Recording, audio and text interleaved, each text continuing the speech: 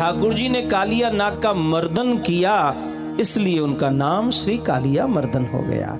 बोलिए श्री कालिया मर्दन भगवान की जय हो। जय जय श्री राधे।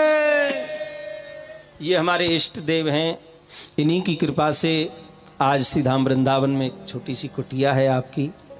आप कभी आओ, वहाँ रहो, रूखो सूखो जैसो ब्रजवासी हम खामे वैसो आप भी खाओ, जब कभी भी आओ, लेकिन सूचना देके आओ। दूसरा, ठाकुर जी को आश्रम को जो नाम है श्री कालिया मर्दन कृपा निकुंज, ठाकुर जी के नाम से ही है।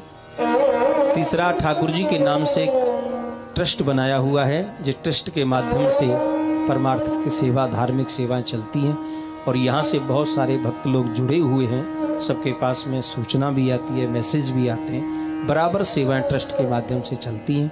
प्रतिवर्ष सभी के कल्याण हेतु एक तीर्थ में श्रीमद् भागवत का भव्य आयोजन करना, ये ट्रस्ट का प्रथम सेवा प्रकल्प है। अभी हम यहाँ शुकताल में कथा करके आए।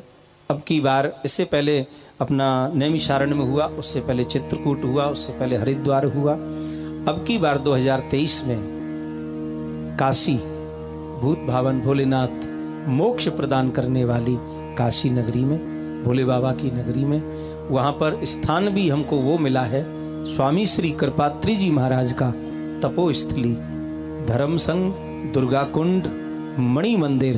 कृपात्री जी महाराज का भारत के बच्चे बच्चे पर ऋण है महाराज। ऐसे महापुरुष की तपोस्थली, वहां पर श्रीमद् भागवत कथा का 108 श्रीमद् भागवत कथा का मूल पाठ वहां होगा। 108 विद्वान ब्राह्मण जहां बैठ करके सभी जजमानों के कल्याण हेतु, उनके पितरों के निमित्त जिसका जैसा संकल्प हो वो वहां पोथी यजमान बन करके अपना अपना पाठ कराएंगे। उस आयोजन में यदि आपको सम्मिलित होना है, देखिए आज के समय में महंगाई बहुत है, इतना बड़ा भव्य आयोजन कराना सबके बस की बात नहीं भी होती है। तो कोई भी इस लाभ को सूक्ष्मता से प्राप्त करना चाहते हैं तो आप ऐसे आयोजन से आप अवश्य जुड़ें। वहाँ आप पोथी यजमान बन करके पति पत्नी परिवार सहित अपने माता पिता या बच्चों को लेकर के जाएं। 7-8 दिन वहाँ रहें। आपके रहने की, खाने पीने की उचित व्यवस्था वहाँ ट्रस्ट की तरफ से की जाएगी। आपके लिए ब्राह्मण मिलेगा, ब्राह्मण आपका पूजन करेगा नित्य प्रति। आपके निमित्त मूल भागवत जी का पूरे 18,000 श्लोकों का पाठ होगा, जिससे आपका कोई भी संकल्प हो वो शीघ्र ही पूर्ण होगा। क्योंकि आप तीर्थ में जब कोई ऐसा कार्य करते हैं तो वह फल अनंत गुना हो जाता है और तीर्थ का फल सहज और जल्दी प्राप्त होता है, ऐसी मान्यता महापुरुषों की है। तो ये सेवा प्रकल्प है। ब्रज में पधारे साधु संत भक्त वृंदों के लिए, गरीब वंचितों के लिए समय समय पर विशेष त्योहारों पर भोजन प्रसाद वितरण करना। आप देखते ही होंगे, आप सबके पास में वीडियोस आते हैं। पढ़ने वाले गरीब बच्चों के लिए शिक्षा संबंधी सामग्री वितरण करना, ये हमारे ट्रस्ट का सेवा प्रकल्प है। गरीब कन्या के विवाह में यथासंभव सहयोग करना, ये हमारे ट्रस्ट के सेवा प्रकल्प में आता है। ब्रज के जीर्ण मंदिर, देखिए भैया शहरों में तो क्या है कि वहाँ तो संस्थाएं जुड़ी हैं, सेठ लोग आते हैं, धनी लोग आते हैं, दान करते हैं, मंदिरों में चकाचक व्यवस्था है। लेकिन जो ब्रज देहात में जब जाएंगे तो आप देखेंगे ब्रज में बहुत सी जगह ऐसी हैं जहां मंदिर में ढंग से समय से पूजा भी नहीं हो पाती।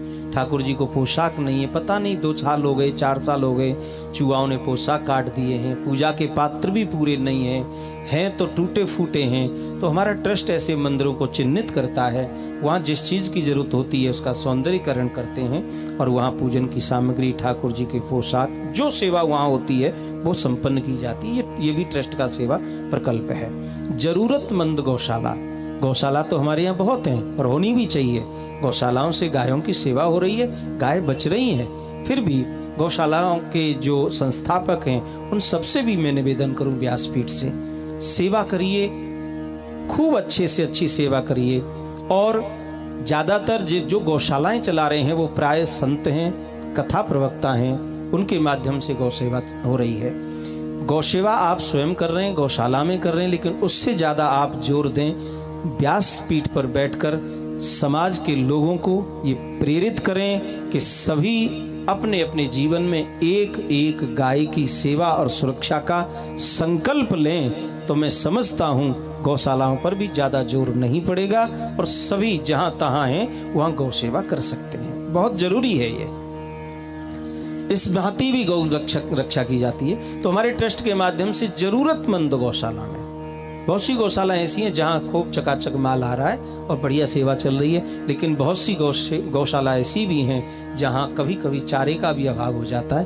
तो हम ऐसी गौशाला देखते हैं और वहां समय पे चारा ट्रस्ट के माध्यम से पहुंचाते हैं। और कहीं भी कोई ऐसी सेवा नजर आती है तुरंत उसको, जहां जरूरत है वहां, तो ऐसे ट्रस्ट से भी आप जुड़ सकते हैं, आप उसके सदस्य बन सकते हैं, ट्रस्टी बन सकते हैं। और इन सेवा प्रकल्पों के लिए भी आप अपना सहयोग जो आपको अच्छा लगता हो सामर्थ्य अनुसार कर सकते हैं। ये आज मैं ऐसा भाव बन गया तो बोल दिया, बाकी हम व्यासपीठ से ज्यादा इस सब विषय पर बोलते नहीं। ठाकुर जी की कृपा से, आप सभी के सहयोग से वो भी सेवा अच्छी चल रही है, कोई दिक्कत नहीं है। ठाकुर जी को जो मंजूर है वो करा रहे हैं हमारे द्वारा निमित्त करके। तो आपको जुड़ना है, आप ट्रस्ट से जुड़ें और ठाकुर जी का सहयोग सेवा करके जीवन का पुण्य लाभ प्राप्त करें। काशी की कथा के लिए आप पोथी यजमान बने और कथा का आनंद लें। ब्रज यात्रा के लिए नामांकन कराएं, उसके लिए भी आप जो है। और ये जो मैं निवेदन ये कर रहा था कि ठाकुर जी के नाम से ही ट्रस्ट का हमने गठन किया और ठाकुर जी के नाम से ही हमारा YouTube चैनल है, जिस पर आप दूर दूर तक घर बैठे कर इस कथा का पावन आनंद ले रहे हैं। तो जो भी भक्त यहाँ उपस्थित हैं, जिन भक्तों ने हमारे इस कालिया मर्दन YouTube चैनल को सब्सक्राइब किया हुआ है, बहुत अच्छी बात, वो आगे वीडियो को शेयर करें। और अभी तक जिन भक्तों ने इसको सब्सक्राइब नहीं किया है वो कृपया मोबाइल निकालें और श्री कालिया मर्दन SRIKALIYAMARDAN,